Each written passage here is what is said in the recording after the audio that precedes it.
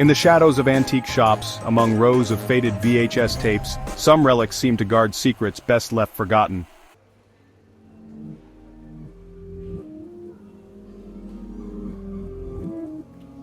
At a bustling flea market, David, a vintage tech collector, is drawn to a table stacked with old electronics. Amidst the clutter, he finds a blank, unlabeled VHS tape, cold, smooth, and strangely compelling. Curiosity outweighs unease. He buys it, unaware of the darkness he's inviting home. The nightmare is about to begin.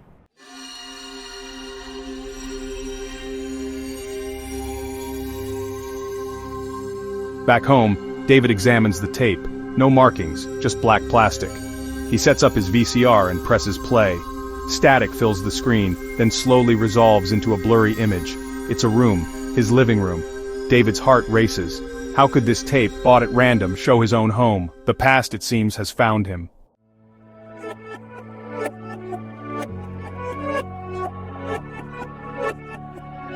The flea market, a maze of forgotten treasures, pulses with strange energy.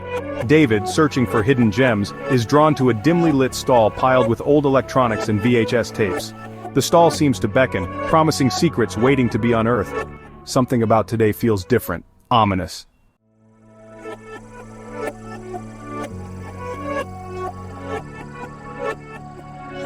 An old woman, face shadowed by a wide-brimmed hat, sits behind the table. Her stillness is unsettling, her eyes, unreadable. "That one's cursed," she whispers as David picks up a tape. He's drawn to the blank one, her knowing smile lingering as he asks about it.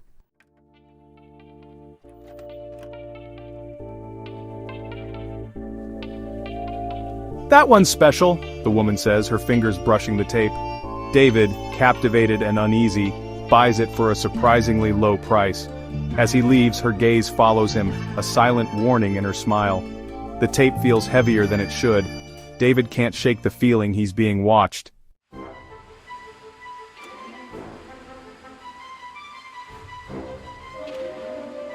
On the drive home, the tape weighs on David's mind. At home, he examines it, cold, blank, and strangely sinister. For a moment, his reflection in the tape's surface seems to move on its own. He knows this is no ordinary VHS.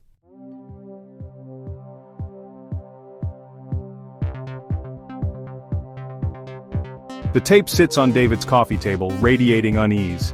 He hesitates, torn between fear and curiosity. Finally, he loads it into his old VCR. The machine hums to life, the room thick with anticipation. David braces himself for whatever secrets the tape holds.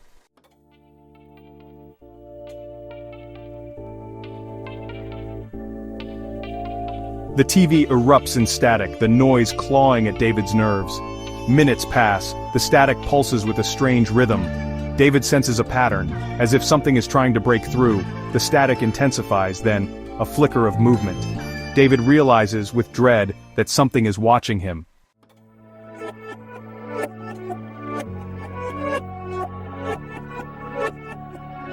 The static clears, revealing a dim, unfamiliar room. Details sharpen, a bookshelf, a fireplace, a frozen grandfather clock. The room feels hauntingly familiar, but David can't place it. Suddenly, the image dissolves back into static. David is left shaken, desperate to understand what he's seen.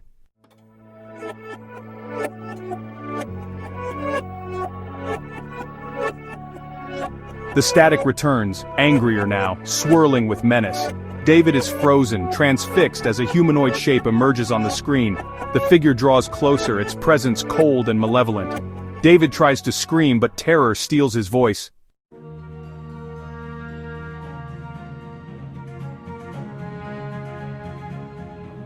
The shadow vanishes, sucked back into the static. The screen goes dark, silence fills the room. David, trembling, reaches for the VCR. He should destroy the tape, but a strange compulsion overtakes him. He rewinds the tape, needing to see it again. The mystery isn't over. It's only just begun.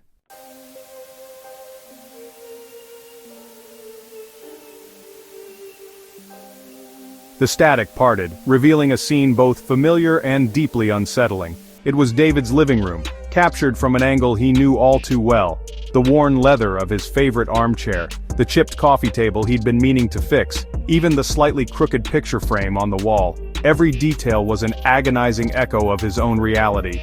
But something was wrong, terribly wrong.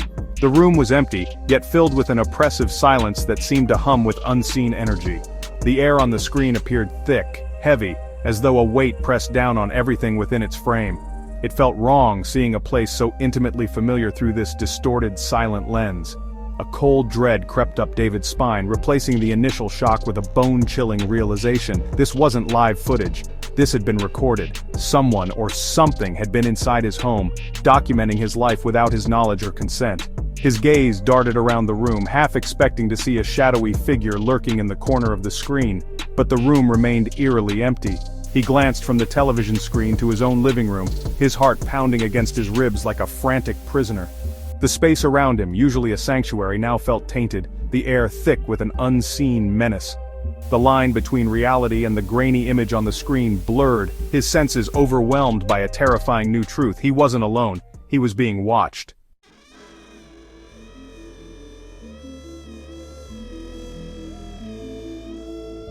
The camera panned slowly across the room, lingering on mundane details that sent shivers down David's spine.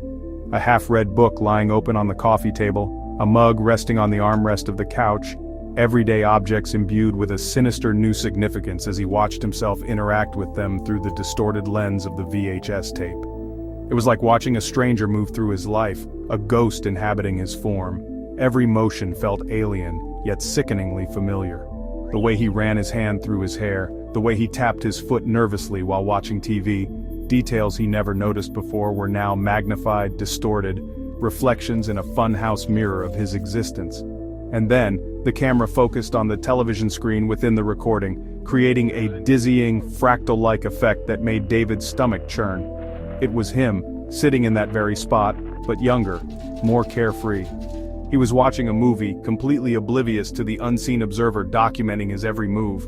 Panic welled up inside him, a suffocating wave that threatened to consume him entirely. Who was behind the camera, and why? What did they want from him? His mind raced, seeking answers in the grainy footage, but the tape offered no explanations, only more chilling glimpses into his stolen privacy.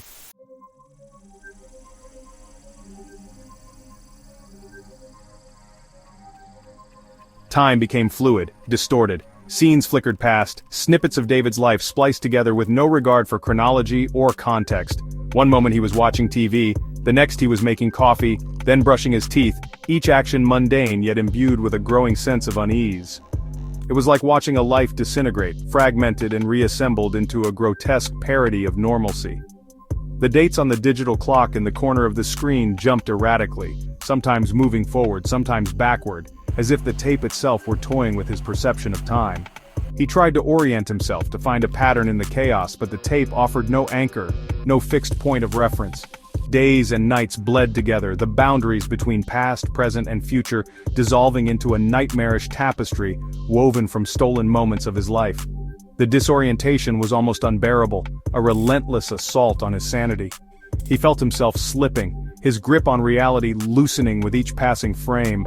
The room around him, his apartment, his life, it all felt distant, unreal, as if he were watching it from the bottom of a well, the surface light years away.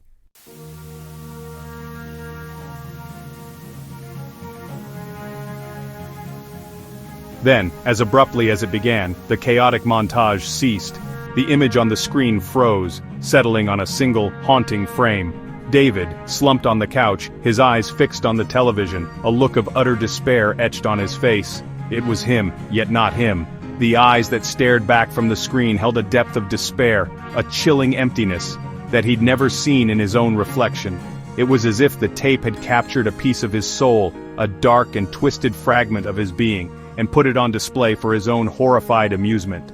A terrifying thought took root in his mind, sending a fresh wave of terror crashing over him. What if this wasn't just a recording? What if it was a window, a two-way mirror reflecting a terrifying truth he was only now beginning to comprehend? He found himself reaching out, his fingers trembling as they brushed against the cold glass of the television screen. The image remained unchanged, the frozen reflection of his despair mocking him from the other side. He was trapped, caught in a loop of his own terror, the line between observer and observed blurring into oblivion.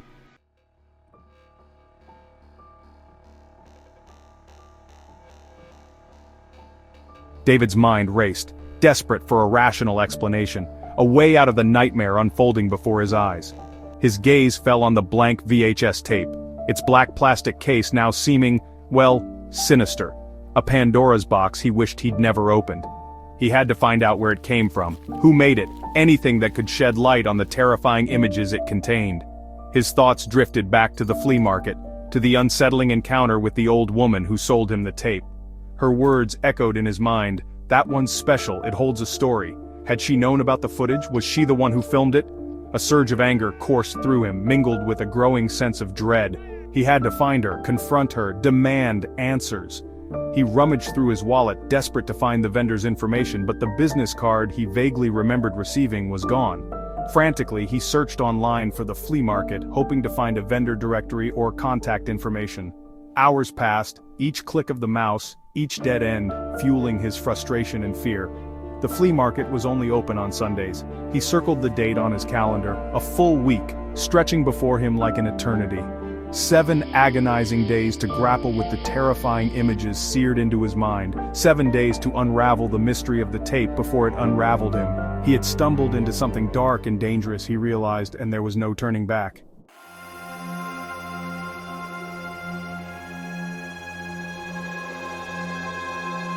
David spent the next week consumed by the mystery of the VHS tape. Sleep offered no escape, his dreams haunted by distorted images and the chilling emptiness of his own living room. He immersed himself in online forums dedicated to the paranormal, seeking similar stories, any shred of information that could help him understand what he was dealing with. He learned about cursed objects, haunted artifacts imbued with a malevolent energy capable of influencing those who possess them. He read accounts of haunted cameras capturing images of the dead, of parallel realities bleeding through into our own. Each story, each chilling detail fueled his growing belief that the VHS tape wasn't just a recording, it was a conduit, a window into something sinister lurking just beyond the veil of normalcy. He meticulously examined every inch of the tape, hoping to find a clue, a manufacturer's mark, anything that could lead him back to its source.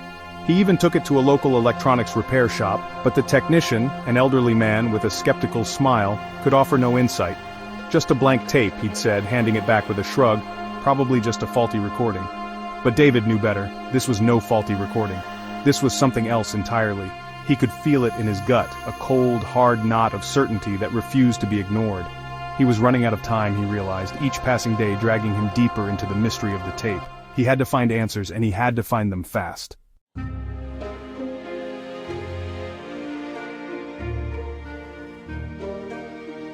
Sunday morning arrived, a day of reckoning. David drove back to the flea market, his hands gripping the steering wheel, his mind replaying the events of the past week in a relentless loop. The market was bustling, a cacophony of sights and sounds that grated on his nerves. He scanned the crowd, his eyes searching for any sign of the old woman and her stall. He navigated the maze of vendors, his heart pounding with a mixture of anticipation and dread. He found the spot where the old woman's stall had been, but it was occupied by a young couple selling handmade jewelry. He questioned the surrounding vendors, but no one seemed to remember the old woman or her peculiar wares. Disappointment washed over him, a bitter taste in his mouth. Had he imagined the old woman? Was she just a figment of his increasingly fragile sanity? He refused to believe it. There had to be an explanation, a connection he was missing. He left the flea market empty-handed, clutching the VHS tape like a lifeline. The tape was all he had left, the only tangible evidence of the nightmare that had invaded his life. He knew he couldn't give up, not now. He had to keep searching, keep digging, until he uncovered the truth behind the tape and the secrets it held.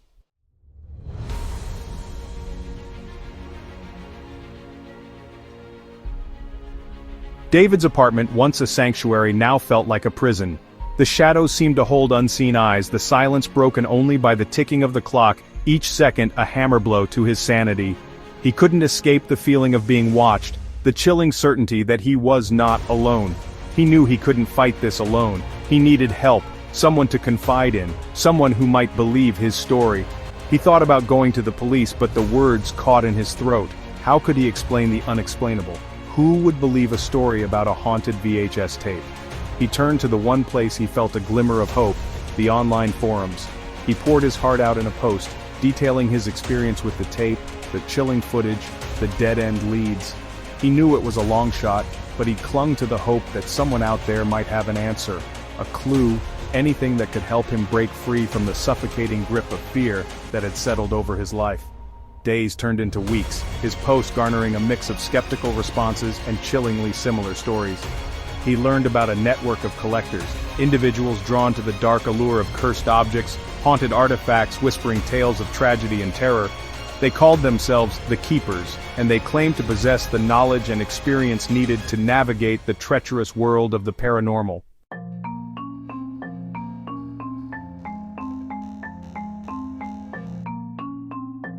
David's initial skepticism gave way to a desperate hope. Could these keepers be the answer he'd been searching for? He reached out, his message a desperate plea for help, a lifeline thrown into the digital abyss. To his surprise, a response came quickly.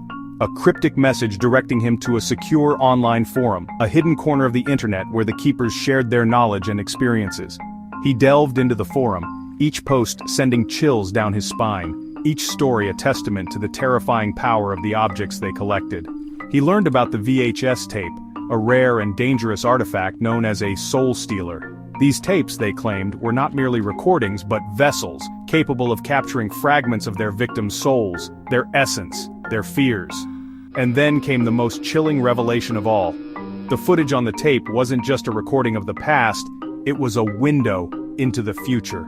The despair, the emptiness he saw in his own eyes, it wasn't him then, it was him now, trapped in an endless loop of terror, his soul slowly being devoured by the tape. As the realization washed over him, a cold dread gripped his heart. He was not just watching a recording, he was living it. The line between observer and observed had vanished, and he was trapped on the wrong side of the screen, his fate intertwined with the cursed object in his hands. The keepers offered no easy solutions, no magical cures. The only way to break the cycle, they warned, was to confront the entity trapped within the tape, to face his fears head-on.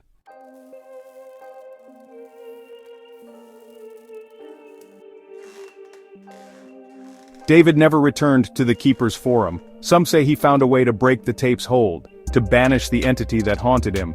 Others whisper that he disappeared entirely, his existence erased from reality as if he were nothing more than static on a forgotten VHS tape. The truth, like the blank tape itself, remains a mystery. Did David conquer his fears, or did he become another victim, lost in the labyrinthine corridors of the paranormal? The questions linger, unanswered, a chilling reminder that some mysteries are best left undisturbed. Perhaps in the end it's the not knowing that truly terrifies us, the uncertainty that claws at the edges of our carefully constructed realities, whispering that we are not in control, that there are forces at play beyond our comprehension. The blank VHS tape, a symbol of our deepest fears, serves as a chilling reminder that sometimes the most terrifying stories are those we tell ourselves. The VHS that watches you, a tale whispered in hushed tones, a cautionary reminder of the darkness that lurks just beyond our perception. It's a story that resonates with our primal fear of the unknown, the unsettling feeling that we are being watched, our lives documented by unseen eyes.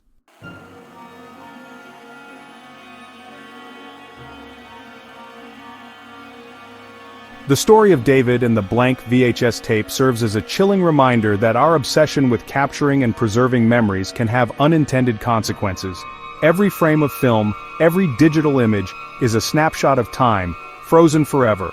But what happens when those snapshots take on a life of their own? In our eagerness to document our lives, to hold on to the past, have we inadvertently opened a door to something sinister, something that lurks in the shadows between light and film? The blank VHS tape, a symbol of our collective fear of the unknown, challenges us to confront the darkness that lies at the heart of our technological advancements. It's a haunting thought, one that lingers long after the credits roll, that perhaps we are not the ones in control of the stories we tell, the images we capture. Perhaps, in our pursuit of immortality, we have invited something else into our world, something ancient and malevolent, something that watches us from the other side of the screen. The VHS that watches you, a tale of obsession, fear, and the unsettling truth that some mysteries are best left unsolved. It's a story that will stay with you long after the last frame fades to black, a chilling reminder that the past is never truly gone, and that sometimes the things we fear the most are the ones we can't see.